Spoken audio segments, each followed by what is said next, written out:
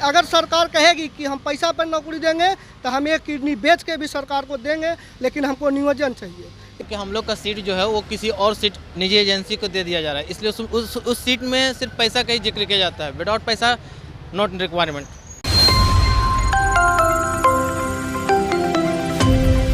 तुम युवा हुए तो क्या हुआ, तुम युवा हुए तो क्या हुआ, सरकार तो हमारी है और तुम्हें हमारी बात माननी होगी अगर तुम्हें तुम्हारी सुरक्षा प्यारी है। नमस्कार, स्वागत है आपका उमा न्यूज़ में और मैं हूं आपके साथ श्वेता कुमारी। इस वक्त हम मौजूद हैं बिहार कर्मचारी चयन आयोग के पास और हमारे पीछे जो हैं बीपीएसएम के कार्यपालक सहायक लोग हैं जो कि अपना आज घेराव का कार्यक्रम करने वाले हैं। अब मैंने शुरुआत में ये लाइन क्यों बोली मैं आपको बताती हूँ। इन्होंने 27 अप्रैल को भी जो है वो धरना प्रदर्शन किया था और जब उन्होंने धरना प्रदर्शन किया था और आत्मदाह करने की कोशिश की थी तो इन पे लाठी चार्ज किया गया था और इन्हें बताया गया था कि हमारी सरकार है, हम कुछ भी कर सकते हैं, अगर तुम्हें तुम्हारी सुरक्षा प्यारी है तो तुम्हें हमारी बात हमारे हिसाब से माननी होगी। फिलहाल हम इनसे सवाल करते हैं और जानते हैं कि क्या कुछ है आज इनका कार्यक्रम और ये क्या कुछ करने के लिए आज पहुँचे हैं पटना। क्यों आए हैं पटना? नियोजन के लिए। नियोजन के लिए जी। आज घेराव का कार्यक्रम था जी, बीपीएसएम घेराव का कार्यक्रम था। हुआ नहीं, पुलिस के डर से। पुलिस के डर से? जी। क्यों? लाठी चार्ज हो जाता है। कार्यक्रम का ही किए? कार्यक्रम ये बीपीएसएम घेराव था। बीपीएसएम घेराव जी, 27 अप्रैल को हम लोग किए बीपीएसएम घेराव। हाँ। उसमें जो है हम लोग के पे लाठी चार्ज कर दिया गया, क्षण भीतर भागना पड़ा, जिसके फलस्वरूप यही हुआ जो आना चाहते हैं वो डर से नहीं आ पाते हैं। इनका कहना था कि हमने घेराव करने की कोशिश की थी और 27 अप्रैल को भी घेराव किया था, लेकिन मेरा सवाल ये है कि आज घेराव का जो आपने कार्यक्रम रखा है लोग तो पहुंचे ही नहीं। डर से नहीं पहुंचे हैं, डर पहुंचे भी हैं तो सब जहां तहां रुके हुए हैं। देखिए एक वहां भी 10-20 लड़का है, 10-20 लड़का उधर है और सारा लोग यहाँ पर आए हुए हैं। अभी भी हम लोग 100 के संख्या में आए हुए हैं, लेकिन डर से सब अलग अलग जगह पे रुके हुए हैं। कहे कि कभी भी प्रशासन का लाठीचार्ज हो सकता है और हम लोग के कभी भी गिरफ्तार कर लिया जाता है। हम दिव्यांग हैं और पिछले हम 3 साल से कार्यक्रम हर एक घेराव में आते हैं। गर्दनी बाग में मेरा बहुत सारा प्रदर्शन भी हुआ था। हम लोग आत्मदाह भी करने का कोशिश कर रहे हैं और बहुत बार किए हैं। अब जब तक कि हमको नियोजन नहीं मिलेगा, जब तक हम नियोजन अपना अगर सरकार कहेगी कि हम पैसा पर नौकरी देंगे तो हम एक किडनी बेच के भी सरकार को देंगे, लेकिन हमको नियोजन चाहिए। एक किडनी से ही हम जिएंगे।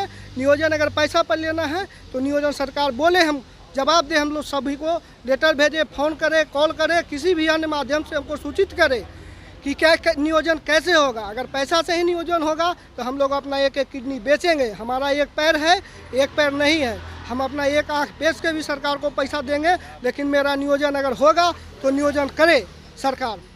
अच्छा, आप लोग कह रहे हैं कि हम अपना किडनी बेच के भी पैसा देंगे या सरकार कहे कि अगर वो पैसा लेके नियोजन देगी तो हम पैसा देंगे। ये पैसे की बात कहाँ से आ रही है? सरकार क्यों पैसे लेके क्यों जॉब देगी? आपने अपना मेरिट क्वालिफाई किया है, आपको जॉब मिल जानी चाहिए, पैसे की बात कहाँ से आ रही है? क्योंकि हम लोग का सीट जो है वो किसी और सीट निजी एजेंसी को दे दिया जा रहा है, इसलिए उस सीट में सिर्फ पैसा का ही जिक्र किया जाता है। विदाउट पैसा नॉट रिक्वायरमेंट। मतलब आपको पैसा देना ही हाँ, होगा। अगर आपको जॉब चाहिए तो उसमें बोलता है कि बेल्ट्रॉन से नियोजित करवाने के लिए, बेल्ट्रॉन में नियोजन करने के लिए 3 से 4 लाख रुपया वहाँ पर डिमांडेबल। अच्छा, तो मुझे एक सवाल का जवाब बताइए। अगर हम पैसे दे के ही जॉब ले लें तो फिर हमें ये एग्ज़ाम क्वालिफाई करने का क्या ज़रूरत है? ये तो समझ में नहीं, इसमें से 70% नियोजन हो चुका, 30% नियोजन नहीं होना, ये दुर्भाग्यपूर्ण रहा हमारे बीपीएसएम के जितना भी इस पास आउट कैंडिडेट हैं जितना।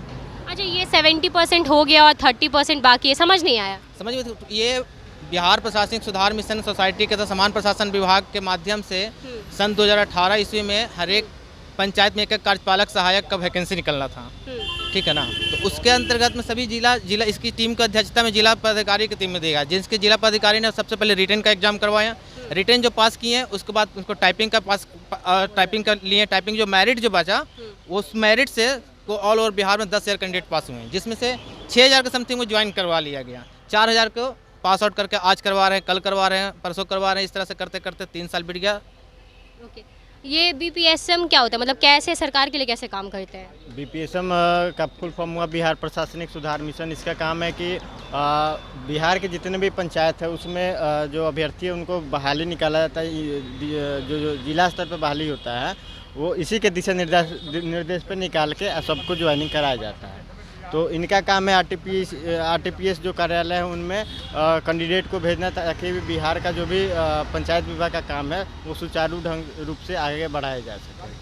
अच्छा, ये आप लोग जो हैं आज धरना प्रदर्शन किए, क्या मांगे क्या है आपकी? हम लोग की मांगे है कि हम लोग पास आउट कैंडिडेट हैं और हम लोग चाहते हैं कि हम लोग को वेटिंग में रखा गया था, तो अब हम लोग का जो सीट वैकेंट आ चुका है 8067 पंचायत में बहाली, तो हर पंचायत में हम लोग का जो वेटिंग वाले अभ्यर्थी बचे हुए हैं उनका नियोजन कर दिया जाए।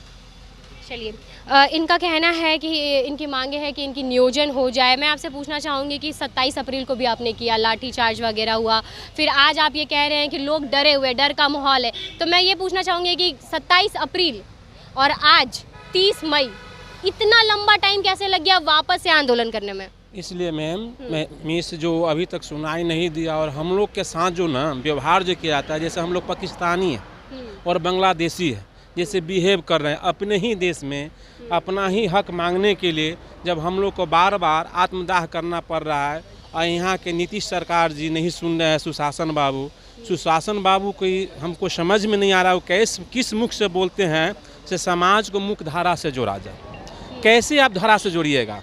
एक तो पास आउट करवाते हैं एग्ज़ाम लेकर, मेरिट बनाते हैं, आधे को ज्वाइनिंग कराते हैं, आधे को नहीं कराते हैं। आखिर क्यों? आप जब रोज़गार नहीं दीजिएगा तो कैसे हम समाज को मुख्य धारा से जोड़िएगा? जब स्टूडेंट आपके पास हक लेने के लिए आते हैं तो डंडा से पिटवा देते हैं, बांग्लादेशी की तरह खिदवा देते हैं, पाकिस्तानी की तरह खिदवा देते हैं। शायद हम लोग हिंदुस्तान के नहीं हैं, अपने बिहार के नहीं हैं और कहते हैं हम सुशासन बाबू हैं। कैसे सुशासन बाबू हैं? आप भी परिभाषा बताइए कि आप कैसे रोज़गार दीजिएगा? रोज़गार ही नहीं तो कैसे आप समाज को मुख्य धारा से जोड़िएगा?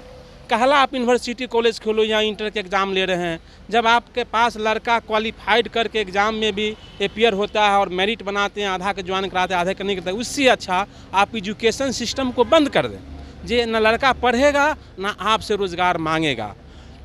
इसका स्थिति क्या होगा भविष्य में? जब लड़का छोटा बच्चा भी नक्सलाइट का रूप लेगा और खुद के ही नीतीश कुमार जी के घर में, चाहे गांव में, चाहे अगल बगल गाँव में लड़का घुसेगा, मारेगा, पीटेगा, डकैती करेगा, तब तो सरकार की अच्छा लगेगा। जब क्वालिफाइड करने के बाद भी ये स्थिति है तो और आगे इसका क्या स्थिति होगा?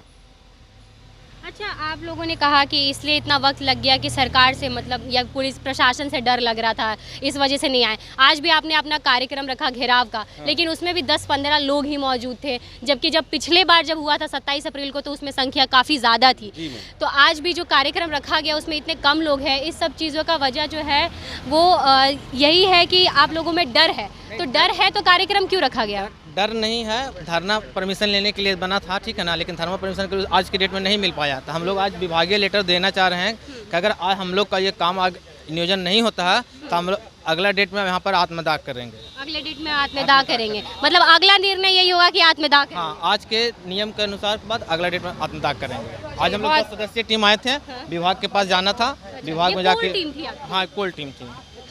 चलिए, ये थे हमारे साथ बीपीएसएम के कार्यपालक सहायक के अभ्यर्थी, जिनका कहना था कि सरकार जो है वो नियुक्ति तो दे नहीं रही।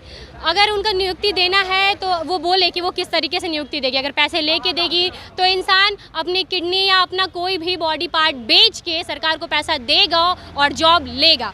और उनका ये भी कहना था कि अगर सरकार चाहती ही नहीं है कि जॉब दे तो वो इतने सारे एग्ज़ाम्स क्यों लेती है? ना एग्ज़ाम्स ले, ना पढ़ाई करवाए, शिक्षा व्यवस्था को बंद कर दे। वैसे भी ख़राब कर ही चुकी है बिहार की शिक्षा व्यवस्था, तो और बंद ही कर दे ताकि ना कोई युवा पढ़े, ना कोई युवा रोज़गार मांगे। फिलहाल इस न्यूज़ में इतना ही। आप देख रहे थे उमा न्यूज़ में, आपके साथ श्वेता कुमारी। धन्यवाद।